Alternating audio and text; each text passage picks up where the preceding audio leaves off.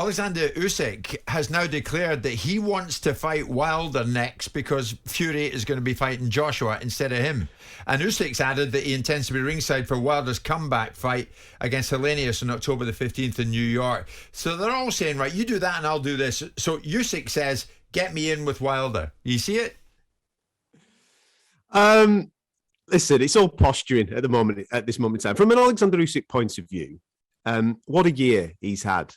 A phenomenal performance in the second fight against Anthony Joshua. And obviously with everything that's going on in his homeland, if he wants to take some time off to go and spend some time with his family, he's well within his rights to be able to do that. So he's publicly come out and said that 2023 will be the time that he fights. He's not saying that he's going to fight Deontay Wilder this year. He's saying in 2023 is when he's planning on doing that. That ain't happening because Oleksandr Usyk, knowing him as I do and interviewing him on many occasions, he wants to be the undisputed heavyweight champion of the world. He's done it at cruiserweight. He wants to do it in the heavyweight division. So there's only one way that you can do that, and that's by adding the WBC belt to what he's already collected. The owner of that WBC belt right now is Tyson Fury.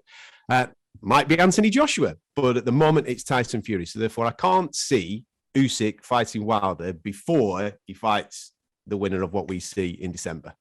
Okay. In actual fact, guys, but we're going to hear from Billy Joe Saunders shortly. Simon, I've just been messaged by Frank Warren.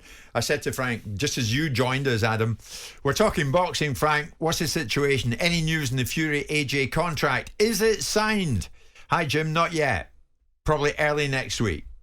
So anyway, the days go on, the days pass, but it will get signed apparently. Yeah, I mean, I'm sure that they're working out the finite details of it. And I would like to think that it will get signed.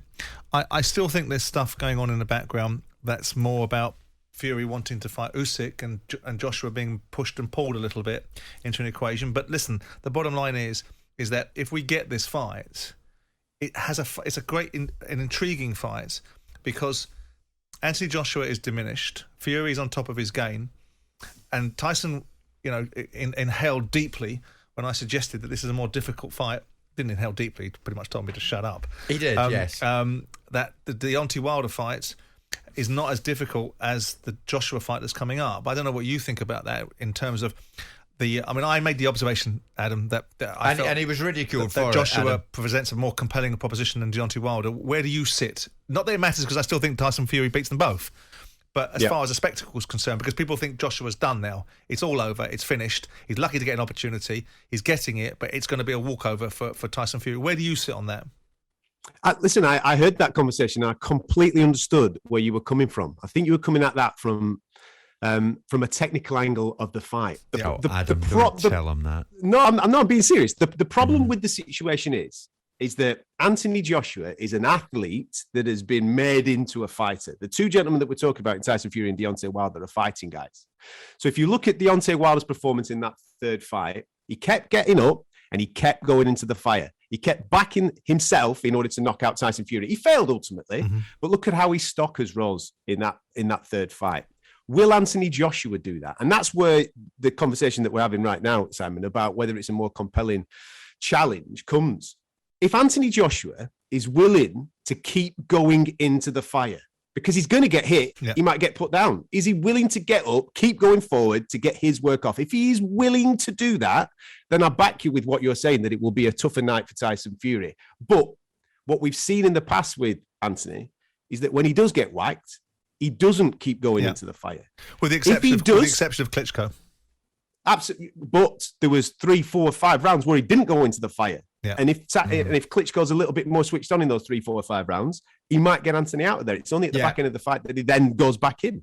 So that's the thing. If Anthony's willing to get off the floor, go forward, and be willing to go out on his shield, I bet you that it is a more compelling Did fight. you take anything? Because the one thing that people argued about was Anthony Joshua's propensity to do that against Usyk in the first fight. And everyone said he's got to do it against Usyk in the second fight. Did you see more of that in the second fight from Anthony? I saw him sitting down on his punches more and trying to get himself involved a little bit more. But did you see more of that digging deeper, doing what it's prepared to do, doing what it takes to win a fight? Do you see more of that inside the Usyk fight? Up until the 9th round? Yeah, I did. Well, up until the start of the 10th round. Yeah, I thought that he was... like you just said there, he was sitting down on his shots a lot more. He was throwing when Usyk was throwing. The only problem is that Usyk's footwork was that good. He was out the way by the third and fourth shot.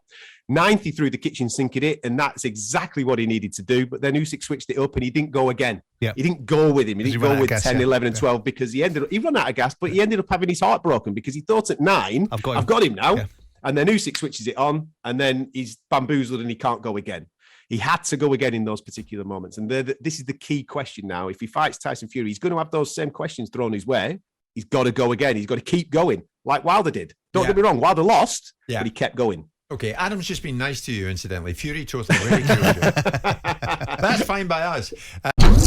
Jim White and Simon Jordan. Monday to Friday mornings from 10 on AM, on DAB, via the talkSPORT app and on your smart speaker. talkSPORT.